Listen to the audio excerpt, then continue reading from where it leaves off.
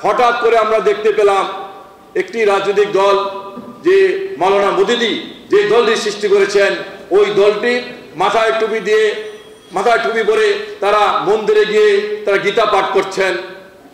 তারা মন্দিরে গিয়ে বলেন হিন্দুদের উলুধ্বনি আর আমাদের মুসলমানদের আজান একই জিনিস। ওই দলটি মন্দিরে গিয়ে বলছেন কৃষ্ণ, বিষ্ণু, মোহাম্মদ, আলী সবাই শান্তির বাহক। আজকে ইসলামকে ধ্বংস করার পায়তারা করছে।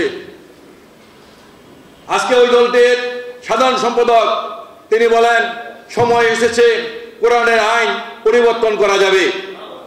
অথচ এই পৃথিবী যতদিন থাকবে কোরআনে একটি দাগও পরিবর্তন করার সুযোগ কারো নেই। কিন্তু ওই দলটির সাধারণ সম্পাদক বলছেন যে কোরআনের আইন পরিবর্তন করার সুযোগ এসেছে।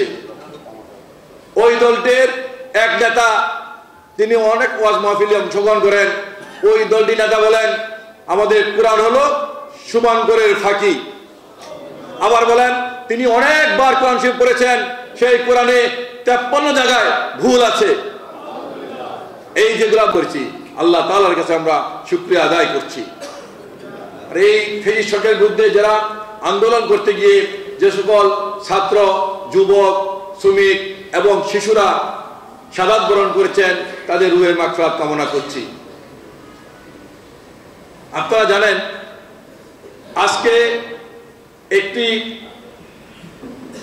কেয়ারটেকার সরকার এখানে অবস্থান করছে। আমরা বাংলাদেশে 95% মানুষ আমরা মুসলমান। এই বর্তমান প্রেক্ষাপটে এসে আমরা হঠাৎ করে আমরা দেখতে পাচ্ছি আমাদের প্রাণের যে একটি আবেগ, আমাদের ধর্ম, সেই ইসলামকে নিয়ে আজকে কয়েকটি গোষ্ঠী, কয়েকটি দল, কিছু কিছু ব্যক্তি আজকে নতুন করে চক্রান্ত এবং ষড়যন্ত্র শুরু করছে আমাদের ইসলামকে ধ্বংস করার জন্য। আপনারা দেখেছেন হঠাৎ করে আমরা দেখতে পাচ্ছি একটি দল, যে দলটি প্রতিষ্ঠা করেছিলেন মাওলানা মুদুদি সাহেব, যিনি তার বক্তব্যে বলেছিলেন আমাদের নবী হযরত মুহাম্মদ সাল্লাল্লাহু আলাইহি ওয়াসাল্লাম তার জীবন দশায় অনেক ভুল করেছেন, তার তওবা করা উচিত ছিল, তিনি তওবা করেননি। সেই মদুদির সৃষ্টি আমাদের ইসলাম আজকে বাংলাদেশে আমাদের ইসলামকে ধ্বংস করে একটি পায়তারা করছে। আমাদের বাংলাদেশের বিভিন্ন ধর্মের লোক আছে, আমরা 95% মানুষ আমরা মুসলমান। এখানে হিন্দু আছে, বৌদ্ধ আছে, খ্রিস্টান আছে, বিভিন্ন জাতির লোকজন আছে। আমরা পরিষ্কার ভাষায় আমাদের দলের প্রতিষ্ঠাতা শহীদ রাষ্ট্রপতি জিয়াউর রহমান বলেছিলেন বাংলাদেশের সীমানার মধ্যে যারা বসবাস করে আমরা সবাই বাংলাদেশি, যার যার ধর্ম শেষে পালন করবে, সরকার তাদেরকে সহযোগিতা করবে, সরকার তাদের নিরাপত্তা দিবে। আমরা মনে করি যার যার ধর্ম শেষে পালন করবে, সরকার তাকে নিরাপত্তা দিবে। আমরা বলবো কেউ যেন কারো ধর্ম পালন করতে বাধা সৃষ্টি না করে।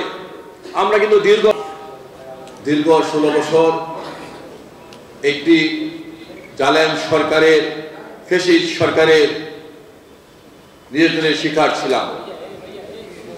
এই গত 16 বছর বাংলাদেশের কোনো মানুষ কথা বলতে পারেনি। বাংলাদেশের বুদ্ধিজীবীরা এই ফ্যাসিস্ট সরকারের বিরুদ্ধে কথা বলতে পারেনি। বাংলাদেশের সাধারণ মানুষ এই ফ্যাসিস্ট সরকারের বিরুদ্ধে কথা বলতে পারেনি। বাংলাদেশের কোনো রাজনীতিবিদ এই সরকারের বিরুদ্ধে কথা বলতে পারেনি। যারা এই কথা বলেছে তাদেরকে মিথ্যা মামলা দিয়ে গ্রেফতার করেছে। এমনকি বাংলাদেশের সাংবাদিক সমাজও কত ফ্যাসিস্ট সরকারের বিরুদ্ধে তাদের কলম তারা লিখতে পারেনি। যারা লেখার চেষ্টা করেছে তাদেরকে মিথ্যা মামলা দিয়ে গ্রেফতার করেছে।